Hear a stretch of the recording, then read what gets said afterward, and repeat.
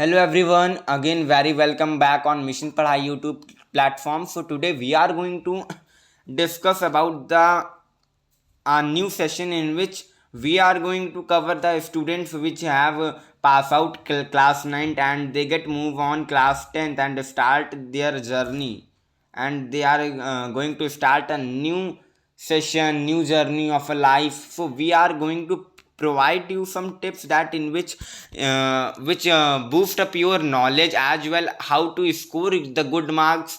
Basically 10th वालों के लिए इस बार बोर्ड एग्जामिनेशन का भी रहेगा, तो how to score good marks in board examination, mid terms, unit test, periodic assessment, anything, मतलब how to you have to boost up your preparation level. So basically we are going to here cover you. Okay, so if you are new on this channel, then do subscribe the channel, and if you like this video, then don't forget to press the or hit the bell icon as well, and like button also. Okay, so this video is for class 10th new session, new batch for 2023-24, and basically a new announcement is there basically which I am going to share you at the last. Okay, sorry. How to become a topper? There is a lot of confusion, lot of questions that many students have a doubt that how to become a topper in class 10 in grade 10. So basically here I am going to provide you some tips which helps you. Okay, and back to school आपके लिए 10th class में नया session start हो रहा है. So wish you all the best, wish you all the best and have a good session. Okay, so now we are going to start. So the very first thing that you need, that you have to prepare a timetable. Basically अब आप लोग 10th class में आ चुके हैं, आप तो move on grade 10. तो अब आप लोगों को क्या करना है कि आपको अपने जो एक पूरा डे रहता है 24 आवर्स का, वो 24 आवर्स का आपको इस तरीके से प्रिपेयर आउट करना है जिसमें आपका हर एक काम आए. ये नहीं मैं कह रहा हूँ कि खेलने का टाइम मत दीजिए, पढ़ने का टाइम तो देना ही देना है, ठीक है. खाने पीने का टाइम मत दीजिए, एकदम 24 घंटे पढ़ते रहिए, ये मैं नहीं कह रहा हूँ. मैं कह रहा हूँ कि आपको इस तरह से टाइम टेबल प्रिपेयर करना है आपका, जिसमें आपका हर एक चीज़ आ जाए, एक्स्ट्रा करिकुलर एक्टिविटीज़ आ जाएँ, अगर आपकी कुछ हॉबी हो आपको उसको करना वो आ जाए, इंटरटेनमेंट के लिए एक आधा घंटा रख लीजिए. So you have to prepare a time table. Basically मैं सोचता हूँ कि टाइम टेबल का वीडियो मैं नहीं बनाऊँ, पूछिए क्योंकि बहुत बार होता है कि सबकी लाइफ तो सेम तरीके से नहीं चलती है ना. किसी के लाइफ में आज कुछ हो रहा है, किसी के लाइफ में कल कुछ हो रहा है. सो बेसिकली किसी दिन कोई बीमार हो रहा है, मतलब भगवान ना करे मगर कभी कभी किसी के फीवर आ जाता है, कुछ हो जाता है. दूसरी चीज़ अगर आप ले लें, किसी के यहाँ पे कोई फंक्शन पड़ जाता है, mundan ceremony, wedding ceremony. So there are a lot of things happening in the life. तो बेसिकली मैं अगर एक टाइम टेबल दूंगा तो सारे बच्चों के साथ तो एप्लीकेबल हो नहीं सकता है. हाँ, मगर मैं इतना ज़रूर बताऊंगा कि आप अपने डे को एक प्रिपेयर कैसे करें, एक टाइम टेबल, एक टाइम स्लॉट में प्रिपेयर आउट कैसे करें, तो वो मैं आज ज़रूर आपके साथ बताऊंगा. तो चलिए इसको जान लेते हैं, मगर उससे पहले आपको जानना पड़ेगा that how to prepare a time table. तो अब ये होता है, बहुत बार मैंने देखा है कि बहुत बार बच्चे जो होते हैं वो एक ही साथ में एक मंथ या 3 से 4 हफ्तों का टाइम टेबल एक साथ बनाने की कोशिश करते हैं, जो कि मेरे हिसाब से नहीं अच्छा. अगर मेरी ओपिनियन मानी तो आपको ये नहीं करना चाहिए. आपको बेसिकली डे वाइज या वीकली शेड्यूल आप बनाइए, क्योंकि अगर आपको एक प्रॉपर आप अगर एक महीने का टाइम टेबल बना ले रहे हैं तो आपको वहाँ का तो अंदाज़ा है नहीं. अगर आप डे वाइज या वीकली शेड्यूल बनाएंगे तो सही रहेगा आपके लिए भी. फॉर एग्जांपल कहीं आपको ट्रैवलिंग करने जाना पड़ गया, कहीं आपको बाहर जाना पड़ गया घूमने फिरने के लिए, कोई प्लान बन गया, फैमिली प्लान बन गया कि चलिए अब आज हम लोग घूमने चलते, तो अब बेसिकली आपको उसमें पढ़ाई डिस्टर्ब हो जाएगा. आपका जो प्लान है उसको आपको रीशेड्यूल करना पड़ेगा. तो इससे अच्छा है कि आप डे वाइज या वीकली वाइज आपको टाइम टेबल बनाना पड़ेगा. So my tip number 1 for time table, that you should make the time table according to a day or a weekly schedule. Okay, now if we move on the next, then basically you have 24 hours in a day. You have 24 hours in a day. तब आप इन 24 hours को किस तरह utilise कर सकते हैं, आप पहले बात तो अपने स्लीप को, अपने सोने को 8 घंटे प्रॉपर दीजिए स्लीप को। एक सेकंड, आप अपने स्लीप को प्रॉपर टाइम दीजिए, 1 घंटे का, 8 घंटे का, जो भी है 8 आवर्स का आपको अपने स्लीप को टाइम देना है। ठीक है, एक सेकंड, मैं आपको यहाँ पे एकदम अच्छे से समझा दे रहा हूँ that how you should prepare. आपको अपने स्लीप टाइम को कम से कम देना है 1 घंटे। Okay, you have to give it, क्योंकि 8 घंटे की नींद बहुत इंपॉर्टेंट नींद रहते, यू शुड गिव। अब 8 घंटे यानी कि 24 आवर्स में से अगर आप लोग अब 8 घंटे निकाल देंगे, बचे आपके पास 16 आवर्स ओनली। ठीक है, अभी जो 16 घंटे बच रहे हैं इसमें से आप 2 घंटे अपने डेली यूज़ के लिए निकाल लीजिए, बचे आपके पास 14 घंटे। 14 घंटे में, उसमें 14 घंटे में से भी अगर आप 8 घंटे एक दिन में पढ़ाई कर रहे हैं, if you study 8 hours in a day, ठीक है, दो पहले निकाल दिए थे, 14 घंटे हमारे पास बचे थे। अगर हम 14 में से 8 घंटे और निकाल दें तो हमारे पास टोटल अब अभी भी 6 घंटे बच रहे हैं। देखिए, हम लोगों ने सोना भी कर लिया, 2 घंटे एक्स्ट्रा वर्क के लिए भी निकाल लिया, फ्रेश बाथिंग वाथिंग के लिए निकाल लिया, 8 घंटे हमने निकाल लिए पढ़ने के लिए। अब हमारे पास 6 घंटे बच रहे हैं। अब इन 6 घंटों में आपको अगर आपकी कोई हॉबी करनी है, डांसिंग सिंगिंग क्लासेज अगर आप ज्वाइन करना चाहते हैं, यू कैन ज्वाइन। उसके बाद अगर हम लोग बात करें तो आप 1-2 घंटे अपने आपको रिलैक्सेशन भी दीजिए। ऐसा नहीं है, अगर टीवी भी देखने का मन करे तो आपको टीवी भी देख सकते हैं। बेसिकली तो मैं ये कह रहा हूँ कि आपको 6 घंटे आराम करने के लिए भी मिल रहे हैं एकदम। आपको मैंने स्लॉट वाइज दिखा दिया, तो आप इस तरीके से अपना टाइम टेबल प्रिपेयर आउट करिए। Okay, now the next thing that we should know about it,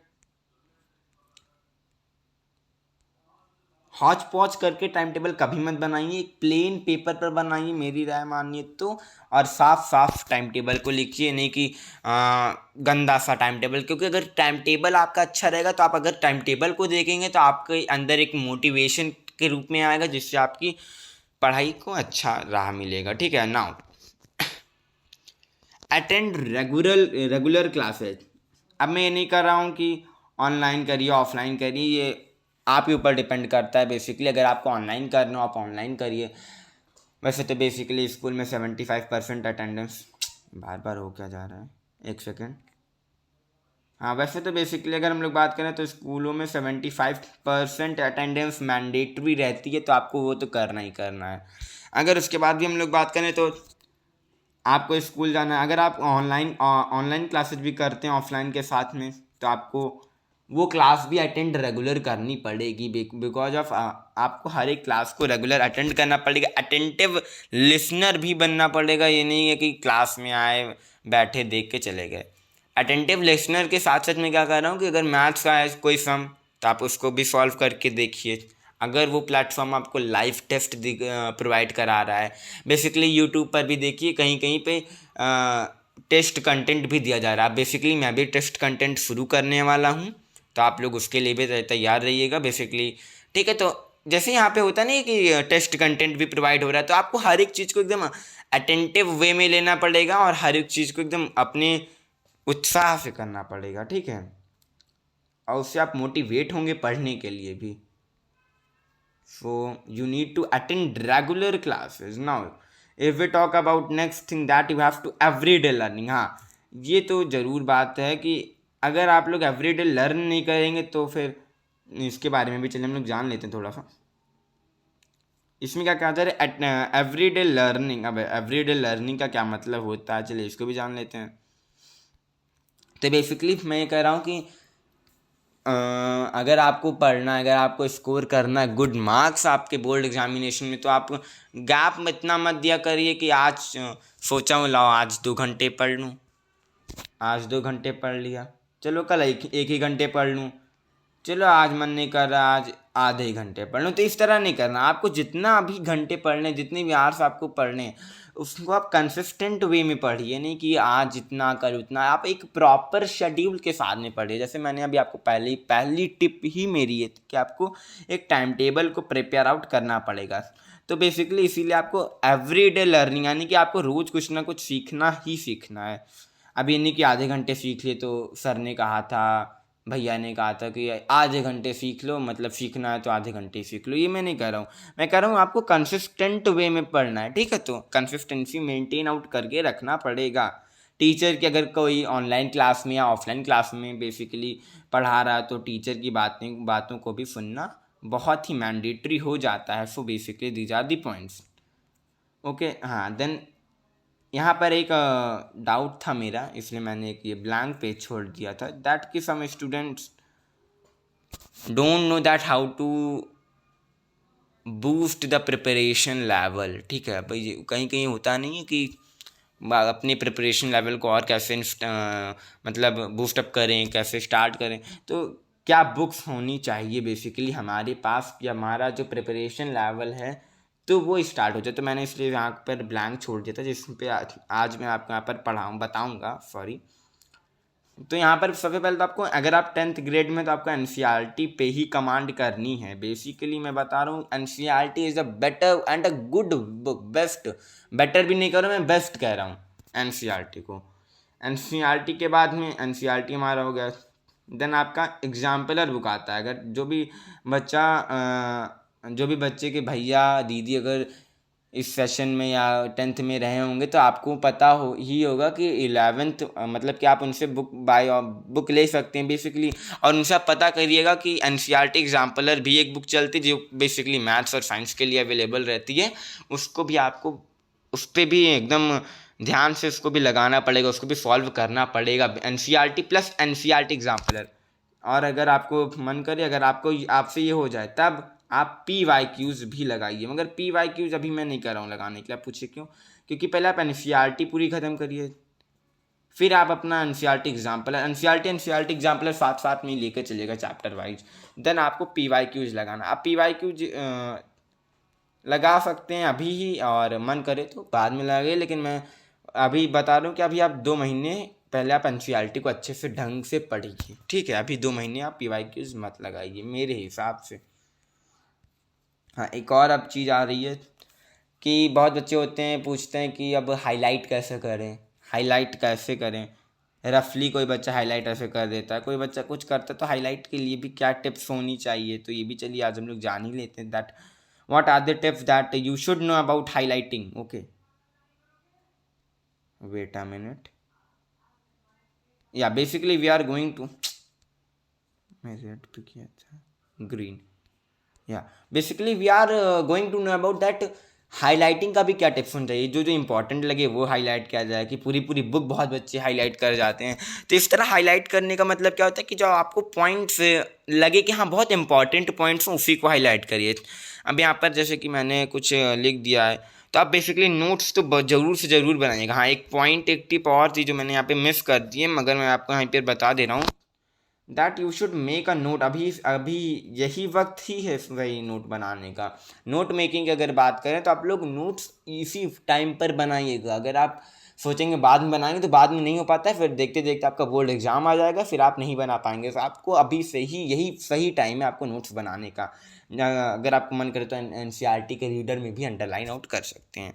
तो मैं यही कह रहा था कि नोट्स बनाइए, और दूसरी जो हाईलाइट पर ध्यान तो दीजिए क्योंकि इतना नहीं है। और हाँ, हाईलाइट करते करते मत करिए कि पूरी पूरी बुक को हाईलाइट करिए, जो जो इंपॉर्टेंट पॉइंट्स हैं उन्हीं को हाईलाइट आप करिए। ठीक है, तो थैंक यू। बट हाँ, अब मैं एक और अनाउंसमेंट करनी थी, 2 और अनाउंसमेंट करनी थी। जो पहला अनाउंसमेंट है हमारा, जो मैंने अभी बताया था आपको कि आखिरी में मैं बताऊँगा। तो पहला तो है कि आप लोग कम्युनिटी पोस्ट पर डेली ही मतलब एक बार देख लिया करिए। कम्युनिटी पोस्ट पर बहुत सारे अपलोड्स किए जाते हैं कंटेंट, तो आप उसको देख लीजिए। फिर अगर हम लोग दूसरी बात करें तो मिशन पढ़ाई क्लास 10th यूट्यूब चैनल ये सोच रहा है कि अब क्लास 9th का और क्लास 11th का भी जो हमारा कोर्स है, कंटेंट है, उसको भी प्रोवाइड आउट कराया जाएगा। तो अगर आपको चाहिए तो आप कमेंट करिएगा। वैसे तो हम लोग प्रोवाइड कराएंगे। तो ये बता दीजिएगा कि 9th का भी कंटेंट इसी में अपलोड किया जाए, कि कहीं कोई अदर चैनल बना के किया जाए। 11th का भी इसी चैनल पर किया जाए, कि कोई अदर चैनल बना करके अपलोड किया जाए। एज यू विश हम लोग अपलोड करेंगे। मगर हाँ, चैनल का नाम अब मिशन पढ़ाई क्लास 10th है, तो वही लिखा रहेगा। तो आपको अब जो भी आपको अच्छा लगे वह बता दीजिएगा। And do subscribe the channel. Thank you for visiting. And आप आया करिए ऐसे ही नॉलेज भरे वीडियोज को प्राप्त करने के लिए, हासिल करने के लिए। Don't forget to subscribe, press the hit the like button as well. Okay, thank you and have a good session. और अपना कमेंट करके बताइए क्लास 9th का रिजल्ट कैसा रहा आप लोगों का। ठीक है, अच्छा ही रहा होगा बेसिकली।